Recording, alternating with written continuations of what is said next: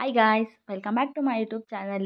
ಇನ್ನು ನೀವೇನಾದ್ರು ಸಬ್ಸ್ಕ್ರೈಬ್ ಮಾಡ್ಕೊಳ್ದೆ ನನ್ನ ವೀಡಿಯೋ ನೋಡ್ತಾ ಇದ್ದೀರಾ ಅಂತಂದರೆ ಪ್ಲೀಸ್ ಸಬ್ಸ್ಕ್ರೈಬ್ ಮಾಡ್ಕೊಳ್ಳಿ. ನಾನು ಸೂಪರ್ ಟೇಸ್ಟಿ ಮಸಾಲೆ ದೋಸೆ ಹೇಗೆ ಮಾಡೋದು ಅನ್ನೋದನ್ನು ತೋರಿಸ್ತಾ ಇದ್ದೀನಿ.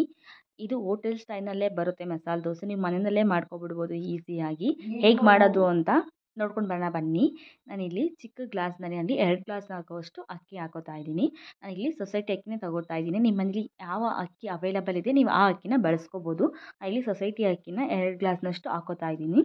ಮತ್ತು ಇಲ್ಲಿ ಅದೇ ಗ್ಲಾಸ್ನಲ್ಲೇ ನಾನೀಗ ಕಾಲು ಗ್ಲಾಸ್ನಷ್ಟು ನಾನಿಲ್ಲಿ ಉದ್ದಿನಬೇಳೆನ ಹಾಕೋತಾ ಇದ್ದೀನಿ. ಹಾಗೆ ನಾನಿಲ್ಲಿ 2 ಟೇಬಲ್ ಸ್ಪೂನಷ್ಟು ಕಡಲೆಬೇಳೆನ ಆ್ಯಡ್ ಮಾಡ್ಕೋತಾ ಇದ್ದೀನಿ. ನೋಡಿ, ಕಡಲೆಬೇಳೆ ಹಾಕ್ಕೊಳ್ಳೋಣ. ಹಾಗೆ ನಾನಿಲ್ಲಿ 2 ಟೇಬಲ್ ಸ್ಪೂನಷ್ಟು ತೊಗರಿಬೇಳೆನ ಕೂಡ ಆ್ಯಡ್ ಮಾಡ್ಕೋತಾ ಇದ್ದೀನಿ. ಹಾಗೆ ನಾನಿಲ್ಲಿ 1 ಸ್ಪೂನಷ್ಟು ಮೆಂತ್ಯನ ಆ್ಯಡ್ ಮಾಡ್ತಾ ಇದ್ದೀನಿ. ಮೆಂತ್ಯನ ಆ್ಯಡ್ ಮಾಡಿದ ಮೇಲೆ ನಾನಿಲ್ಲಿ ನೋಡಿ ಅರ್ಧ ಕಪ್ನಷ್ಟು ನಾನಿಲ್ಲಿ ಅವಲಕ್ಕಿನ ತಗೋತಾ ಇದ್ದೀನಿ. ನೋಡಿ, ಇದನ್ನೆಲ್ಲದನ್ನು ಚೆನ್ನಾಗಿ ಮಿಕ್ಸ್ ಮಾಡಿಕೊಂಡು ಇದನ್ನು 2ರಿಂದ 3 ಸರಿ ಚೆನ್ನಾಗಿ ತೊಳ್ಕೊಬೇಕಾಗುತ್ತೆ. ನೋಡಿ,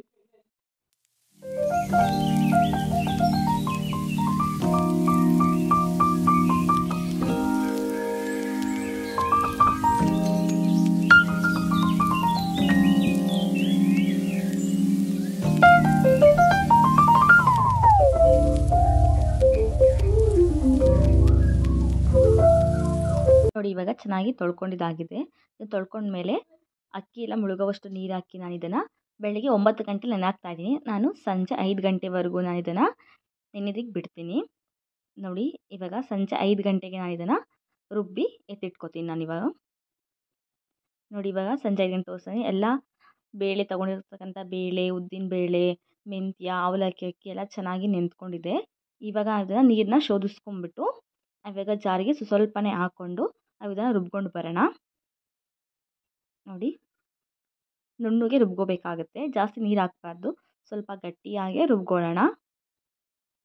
ನೋಡಿ, ಸ್ವಲ್ಪನೇ ತೊಗೊಂಡು ಇದನ್ನು ಚೆನ್ನಾಗಿ ರುಬ್ಕೊಂಡು ಒಂದು ಪಾತ್ರೆಗೆ ಟ್ರಾನ್ಸ್ಫರ್ ಮಾಡ್ಕೊಳ್ಳೋಣ ರುಬ್ಬಿರ್ತಕ್ಕಂಥ ಮಿಶ್ರಣವನ್ನು.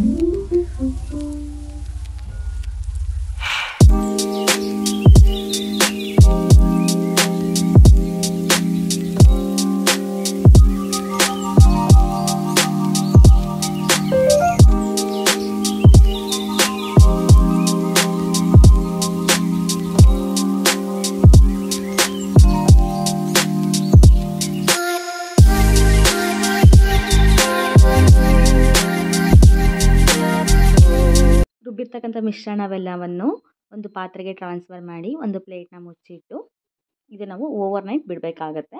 ಅಟ್ಲೀಸ್ಟ್ 5 to 6 ಅವರ್ಸ್ ಆದರೂ ಬಿಡಬೇಕಾಗುತ್ತೆ ನಿಮಗೆ ಟೈಮ್ ಇಲ್ಲ ಅನ್ನೋದಾದರೆ. ನೋಡಿ, ಈ ರೀತಿಯಾಗಿ ರುಬ್ಕೊಂಡ್ಮೇಲೆ ಇದನ್ನು ಪ್ಲೇಟ್ನ ಮುಚ್ಚಿ ಬಿಟ್ಬಿಡೋಣ. ಮಾರ್ನಿಂಗ್ ನಾನು ಇದನ್ನು ಓಪನ್ ಮಾಡಿ ತೋರಿಸ್ತೀನಿ ಹೇಗೆ ಬಂದಿದೆ ಹಿಟ್ಟು ಅಂತ. ನೋಡಿ, ಇವಾಗ ಎಷ್ಟು ಚೆನ್ನಾಗಿ ಸ್ವಲ್ಪ ಉಬ್ಬಿ ಬಂದಿದೆ. ಇದಕ್ಕೆ ನಾವು 1 ಸ್ಪೂನಷ್ಟು ಮೈದಾ ಆ್ಯಡ್ ಮಾಡ್ಕೊಳ್ಳೋಣ. ಮೈದಾ ಹಾಕೋದ್ರಿಂದ ಮಸಾಲೆ ದೋಸೆ ತುಂಬಾ ಚೆನ್ನಾಗಿ ಬರುತ್ತೆ. ಹೋಟೆಲಲ್ಲೂ ಕೂಡ ಇದೇ ರೀತಿಯಾಗಿ ಮಾಡ್ತಾರೆ. ನೋಡಿ, ಇದಕ್ಕೆ 1 ಟೇಬಲ್ ಸ್ಪೂನಷ್ಟು ಸಕ್ಕರೆ ಆ್ಯಡ್ ಮಾಡ್ಕೊಳ್ಳೋಣ. ಈಗ ಉಪ್ಪನ್ನ ಆ್ಯಡ್ ಮಾಡಿ ಮಿಕ್ಸ್ ಮಾಡಿಕೊಂಡ್ರೆ ದೋಸೆ ಹಿಟ್ಟು ರೆಡಿನೇ ಆಗೋಗ್ಬಿಡುತ್ತೆ. ತುಂಬಾ ಈಸಿಯಾಗಿ ಬೇಗನೆ ಮಾಡ್ಕೊಬಿಡ್ಬೋದು. ತಿಂಡಿಗಂತೂ ಪಲ್ಯವನ್ನು ಮಾಡಿಟ್ಬಿಟ್ರೆ ದೋಸೆ ಒಂದು ಆರಾಮಾಗಿ ಮಾಡ್ಕೊಬಿಡ್ಬೋದು. ನಿಮಗೆ ದೋಸೆ ಜೊತೆಗೆ ಆಲೂಗೆಡ್ಡೆ ಪಲ್ಯ ಅಥವಾ ಬೆಂಡೆಕಾಯಿ ಪಲ್ಯ ನಿಮಗೆ ಯಾವ ಥರ ಇಷ್ಟ ಆಗುತ್ತೆ, ಅಥವಾ ಸಾಗು ಅಥವಾ ಸಾಂಬಾರು ಎಲ್ಲ ಜೊತೆಗೂ ಕೂಡ ಚೆನ್ನಾಗಿರುತ್ತೆ ಇದು ದೋಸೆ. ನೋಡಿ, ಇವಾಗ ಮಿಕ್ಸ್ ಮಾಡ್ಕೊತಾ ಇದ್ದೀನಿ. ಮಿಕ್ಸ್ ಮಾಡಿಕೊಂಡು ತವ ಮೇಲೆ ಹಾಕ್ಕೊಂಡ್ರೆ ಸೂಪರ್ ಟೇಸ್ಟಿಯಾದ ಮಸಾಲೆ ದೋಸೆ ರೆಡಿನೇ ಆಗೋಗ್ಬಿಡುತ್ತೆ. ನೀವು ಕೂಡ ಮನೇಲಿ ಟ್ರೈ ಮಾಡಿ ನೋಡಿ ಹೇಗೆ ಬಂತು ಅನ್ನೋದನ್ನು ತಿಳಿಸಿ. ನೋಡಿ, ಈ ಥರ ಗಟ್ಟಿಯಾಗಿರಬೇಕು, ತುಂಬ ತೆಳುವಾಗಿರಬಾರ್ದು. ದೋಸೆ ಹಿಟ್ಟು ಚೆನ್ನಾಗಿ ಬರೋದಿಲ್ಲ, ತುಂಬ ಗಟ್ಟಿ ಇದ್ರೂ ಚೆನ್ನಾಗಿ ಬರೋದಿಲ್ಲ. ನೋಡಿ, ಈ ಹದವಾಗಿದ್ದರೆ ತುಂಬ ಚೆನ್ನಾಗಿ ಬರುತ್ತೆ ದೋಸೆ.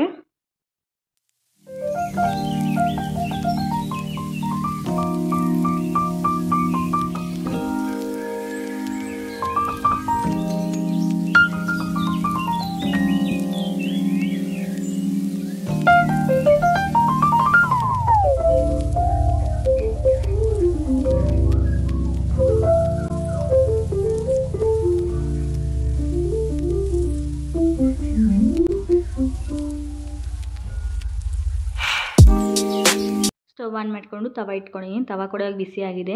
ಬಿಸಿಯಾಗಿರೋ ತವ ಮೇಲೆ ಈ ರೀತಿಯಾಗಿ ಹಿಟ್ಟನ್ನು ಹಾಕಿ ನಿಧಾನಕ್ಕೆ ಸ್ಪ್ರೆಡ್ ಮಾಡ್ಕೊಳ್ಳೋಣ.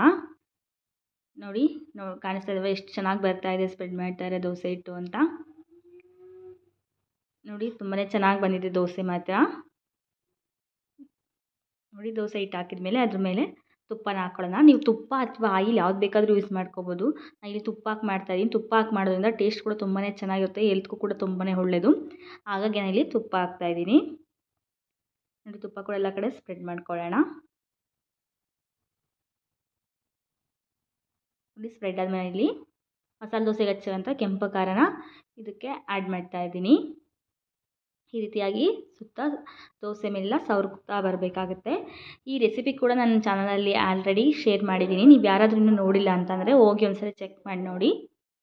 ನೋಡಿ ಹೇಗೆ ಸ್ಪ್ರೆಡ್ ಮಾಡಿದ ಮೇಲೆ ಮಧ್ಯದಲ್ಲಿ ಆಲೂಗೆಡ್ಡೆ ಪಲ್ಯನ ಇಟ್ಕೊಳ್ಳೋಣ. ಆಲೂಗೆಡ್ಡೆ ಪಲ್ಯ ರೆಸಿಪಿ ಕೂಡ ಶೇರ್ ಮಾಡಿದ್ದೀನಿ. ಪ್ಲೀಸ್ ಒಂದ್ಸರಿ ಚೆಕ್ ಮಾಡಿ ನೋಡಿ, ನನ್ನ ಚಾನಲಲ್ಲಿ ಸಿಗುತ್ತೆ. ನೋಡಿ ಈ ರೀತಿ ಆಲೂಗೆಡ್ಡೆ ಪಲ್ಯ ಇಟ್ಟು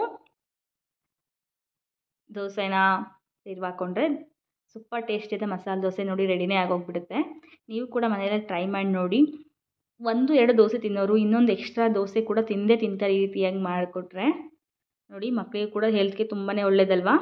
ನೀವು ಕೂಡ ಮನೆಯಲ್ಲೇ ಟ್ರೈ ಮಾಡಿ ನೋಡಿ, ಚೆನ್ನಾಗಿ ಬರುತ್ತೆ.